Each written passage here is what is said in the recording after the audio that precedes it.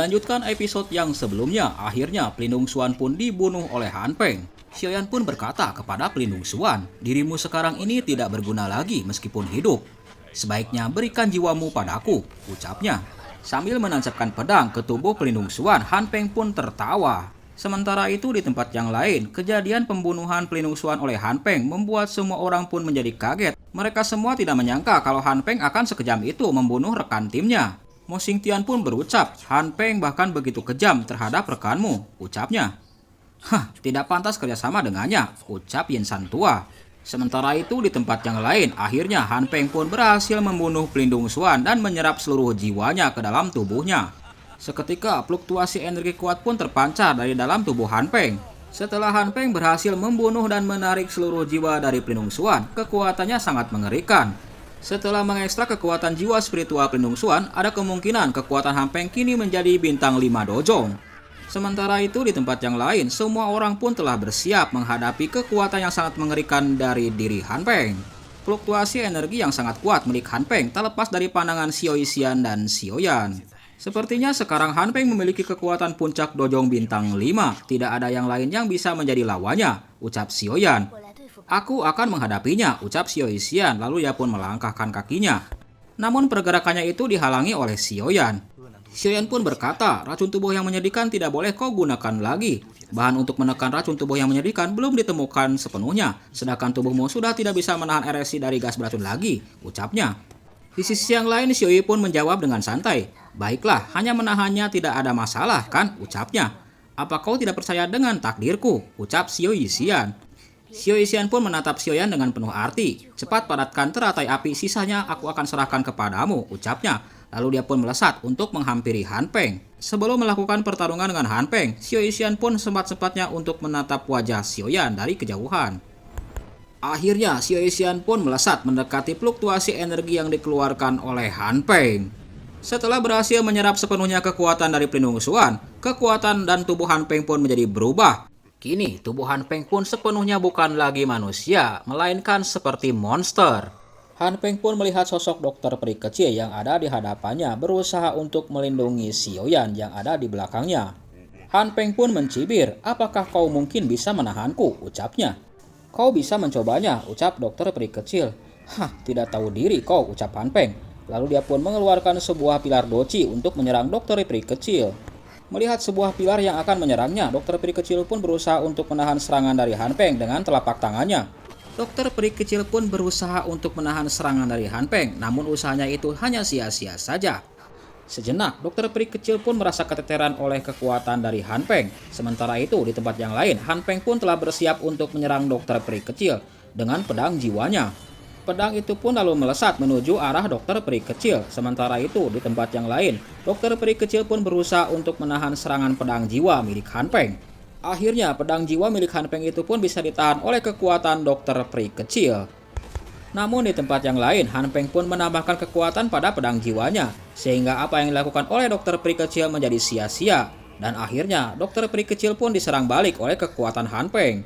Han Peng yang telah menyerap kekuatan spiritual dari Pelindung Xuan menggunakan beberapa roh jahat untuk menyerang dokter peri kecil.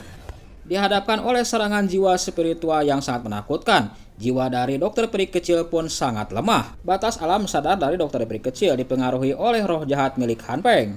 Pedang jiwa milik Han Peng akan segera menusuk tubuh dari dokter peri kecil. Sementara itu di tempat yang lain, Xiaoyan belum sepenuhnya menggabungkan beberapa api surgawi untuk menghadapi Han Peng. Melihat dokter peri kecil yang akan dibunuh oleh Han Peng, Xiaoyan pun menjadi cemas. Di tempat yang lain, pedang jiwa milik Han Peng pun telah mendekati tubuh dari dokter peri kecil. Han Peng pun berkata, "Hei adik seperguruan Xiao, sebaiknya kau khawatirkan dirimu sendiri dulu," ucapnya. Setelah ucapannya itu, seketika tubuh Han Peng pun berada dekat dengan Xiaoyan.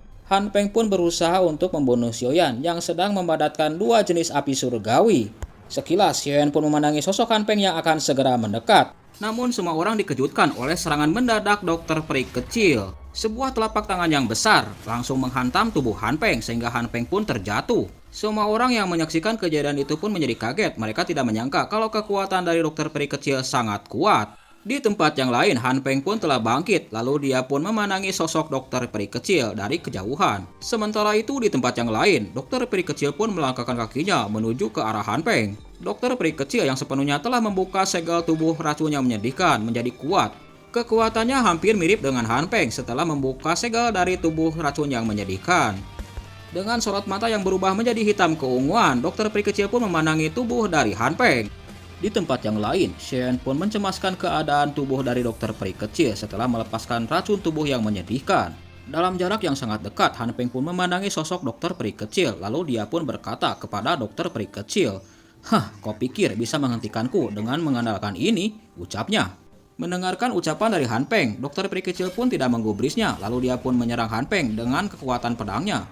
Akhirnya Han Peng pun terluka oleh serangan pedang jiwa miliknya. Setelah menerima serangan dari dokter peri kecil, Han Peng pun tidak menyangka kalau dirinya bisa dilukai oleh dokter peri kecil. "Kau lumayan bertekad," ucap Han Peng.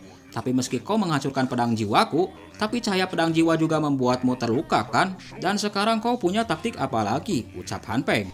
Dalam keadaan terluka, dokter peri kecil pun mengeluarkan sebuah pedang, lalu pedang itu pun dihunuskan ke arah Han Peng. Setelah bersiap, akhirnya dokter peri kecil pun melesat ke arah Han Peng berusaha untuk menyerangnya. Sementara itu di tempat yang lain, Han Peng pun telah bersiap untuk menghadapi serangan dari dokter peri kecil. Akhirnya pertarungan sengit pun kembali terjadi antara dokter peri kecil melawan Han Peng. Dengan kekuatan pedang yang dimilikinya, dokter peri kecil pun mencocor tubuh Han Peng.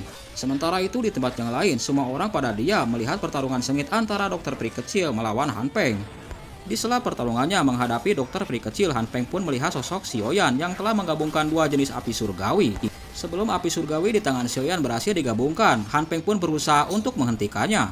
Melihat Han Peng yang akan berusaha menyerang kembali Xiaoyan, dokter peri kecil pun berusaha untuk menghalanginya. Serangan Han Peng yang meleset itu membentuk sebuah celah spasial, namun celah spasial itu menutup kembali. Akibat selalu dihalang-halangi oleh dokter peri kecil, Han Peng pun menjadi kesal kepada dokter peri kecil. Han Peng pun berusaha keras untuk secepatnya mengalahkan dokter peri kecil dan menghabisi nyawa Xiaoyan. Pertarungan di antara keduanya cukup berimbang, baik dokter peri kecil maupun itu Han Peng. Keduanya memiliki kekuatan dojong bintang 5, apalagi setelah dokter peri kecil membuka segel tubuh yang menyedihkan. Menghadapi perlawanan sengit dari dokter peri kecil, Han Peng pun menjadi gusar. Lalu dia pun berkata, "Hei, kamu menyerahlah, kau tidak bisa menghentikanku," ucapnya. Sementara itu di tempat yang lain, setelah mendengar ucapan dari Han Peng, dokter peri kecil pun membuka lagi segel tubuh yang menyedihkan dari dalam tubuhnya. Setelah mempraktekkan sebuah segel, akhirnya dokter peri kecil pun berteriak. Tubuhnya pun dikelilingi oleh kabut racun. Kabut racun hitam keunguan pun mengelilingi tubuh dari dokter peri kecil dari segala arah. Setelah berusaha membentuk kabut raksasa beracun di atas langit, dokter peri kecil pun berusaha untuk menggunakan tempatnya itu untuk menghadapi Han Peng. Di tempat yang lain, semua orang pun menyaksikan kabut beracun di atas langit, termasuk Mo Xingtian dan Ying San tua. Semua orang pun terkejut atas tindakan dari dokter peri kecil, termasuk ketua Sukian. "Hah, dasar keras kepala, karena kau bertekad mencari mati, maka akan kukabulkan dulu keinginanmu," ucap Han Peng. Lalu dia pun melesat untuk membunuh dokter peri kecil. Akhirnya, tendangan keras pun harus diterima dokter peri kecil. Belum sempat untuk menyeimbangkan tubuhnya, Han Peng pun melesat menyerang kembali dokter peri kecil. Pertempuran dahsyat di dalam kabut beracun itu disaksikan oleh semua orang, tak terkecuali Mo Xingtian dan Yin San tua. "Wanita ini cukup berbahaya," ucap Mo Xingtian. "Sebaiknya kedua belah pihak terluka, kita baru mengambil tindakan," ucapnya. Rupanya Yin San tua ini sangat penasaran dengan Saiyan Bodhisattva yang ada di tangan Xiaoyan. Sementara itu mereka semua pun dikejutkan oleh seberkas cahaya di atas langit milik Xiaoyan. Rupanya Xiaoyan telah selesai menggabungkan dua jenis api surgawi, lalu dia pun melesat untuk membantu dokter peri kecil. Sementara itu, di dalam kabut beracun, dokter peri kecil pun sangat kewalahan untuk menghadapi Han Peng. Nyawanya hampir terancam oleh Han Peng, namun tiba-tiba sosok Xiaoyan pun melesat untuk melindungi dokter peri kecil. Dengan teratai api di tangannya, Xiaoyan pun berteriak, "Han Peng, matilah kau," ucapnya. Setelah ucapannya itu, Xiaoyan pun melemparkan teratai apinya ke arah Han Peng. Akhirnya, api teratai yang sangat indah itu pun dilemparkan Xiaoyan ke arah Han Peng. Seketika, api lotus itu pun membengkak dan membentuk sebuah riak cahaya. Riak api lotus itu akhirnya membentur kabut darah milik Han Peng. Melihat kejadian itu, semua orang pun telah bersiap untuk melarikan diri dari tempat itu, termasuk kelompok Xiaoyan dan kelompok dari sudut hitam. Akibat bentrokan yang sangat kuat dari api lotus milik Xiaoyan dan kabut berdarah milik Han Peng, membuat sebuah fluktuasi energi yang sangat menakutkan di atas langit. Sebuah dataran lembah pun diratakan oleh Xiaoyan dan beberapa orang ahli yang tidak bisa melarikan diri pun dimusnahkan oleh ledakan itu. Setelah menunggu beberapa saat, akhirnya ledakan dahsyat pun kembali terjadi. Api lotus itu pun membesar dan menghantam tubuh dari Han Peng. Setelah ledakan api lotus milik Xiaoyan, lembah api iblis pun menjadi rata dengan tanah.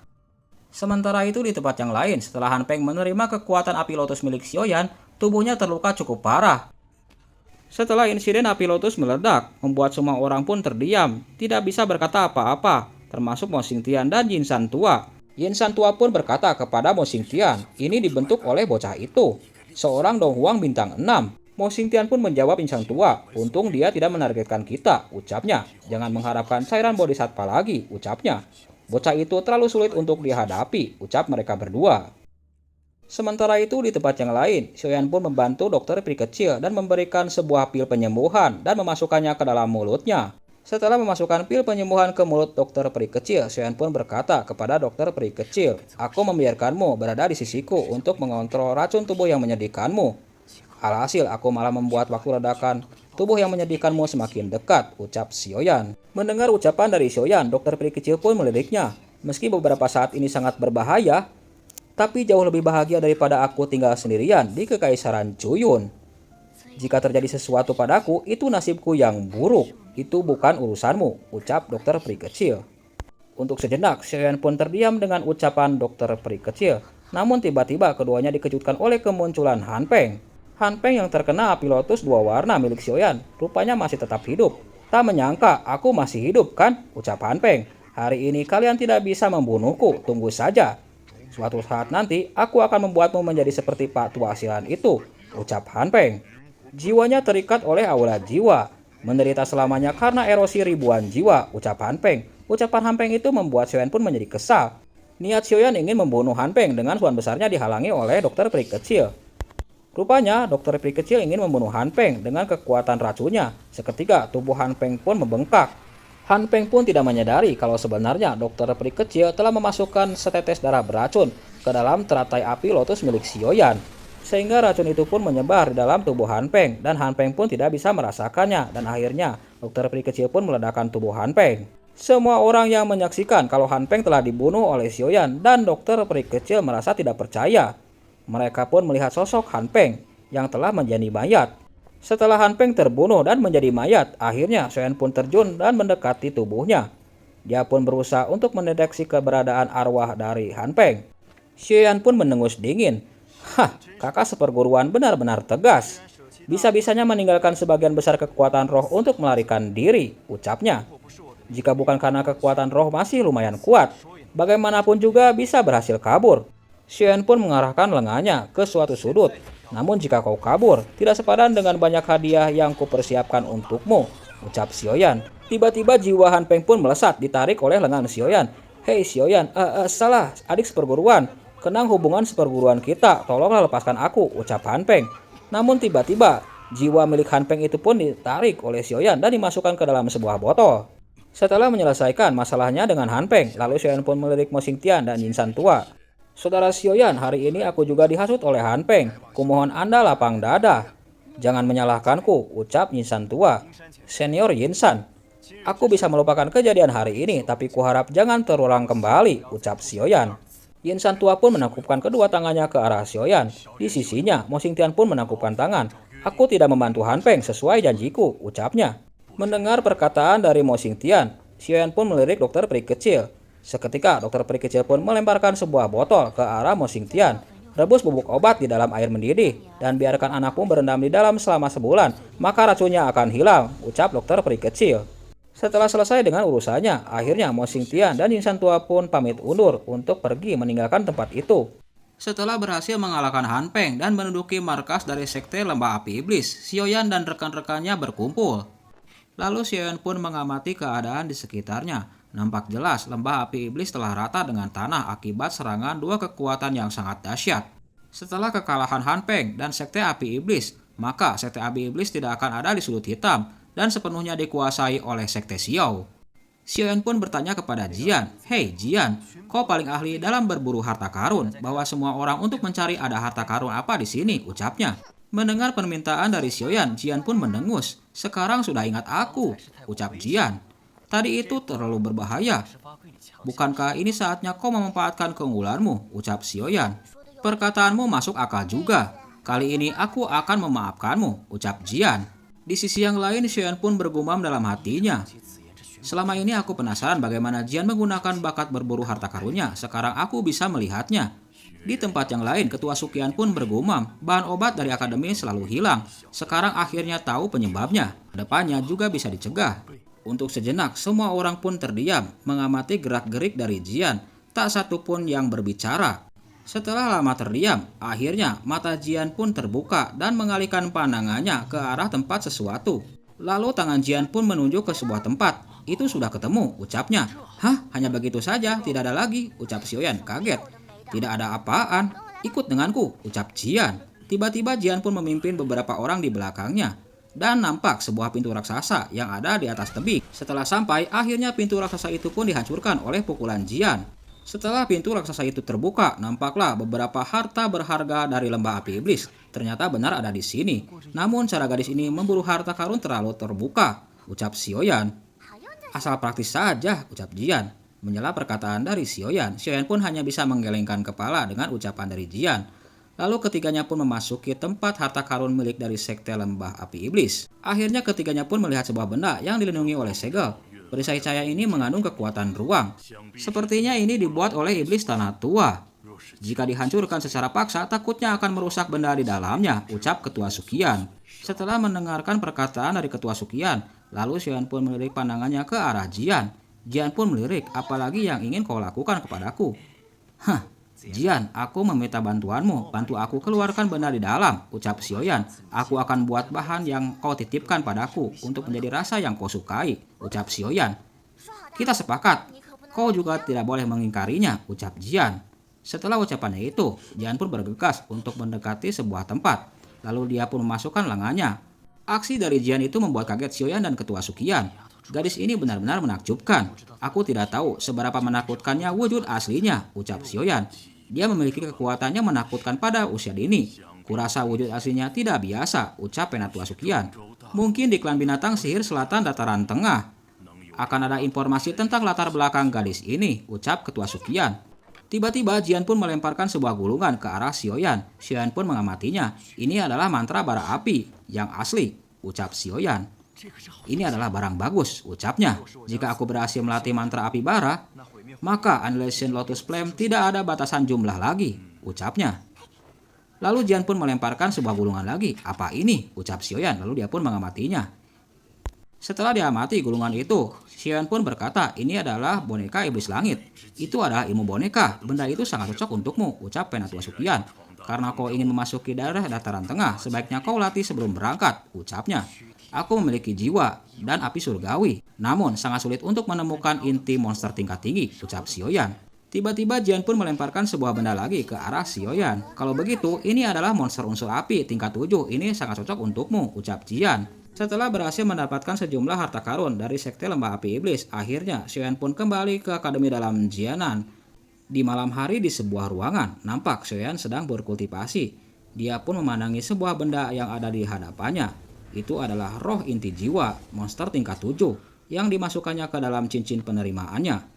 Setelah memasukkan roh inti jiwa dan energi spiritual ke dalam cincin penerimaannya, tiba-tiba Xiaoyan pun mendengar suara Tianhu Zunse. Hei bocah, aku berhutang budi kepadamu, ucapnya. Senior Tianhuo terlalu sungkan. Jika kali ini Anda tidak bertindak untuk menyingkirkan roh jahat itu, aku akan sial, ucap Xiaoyan. Menyingkirkan roh jahat karena aku ingin mengambil kekuatan rohnya, ucap Tianhu Zunse. Aku bukan orang yang tidak bisa membedakan antara budi dan dendam, ucapnya. Kalau begitu aku turuti perintah, ucap Xiaoyan sambil menakupkan tangannya. Tiba-tiba Xiaoyan pun dikejutkan oleh kedatangan kakaknya, Xiaoli. Xiaoyan, cepat pergi. Telah terjadi padanya, ucap Xiaoli. Sementara itu, di tempat kediaman dokter peri kecil, kabut racun pun telah menyebar ke seluruh tempat. Rupanya racun tubuh yang menyedihkan milik dokter peri kecil akan segera meledak akibat pelepasan dari segel. Di sebuah ruangan yang cukup sepi, nampak dokter peri kecil sedang meringkuk di atas dipan. Dia pun merasakan bahwa racun tubuh yang menyedihkan akan segera meledak.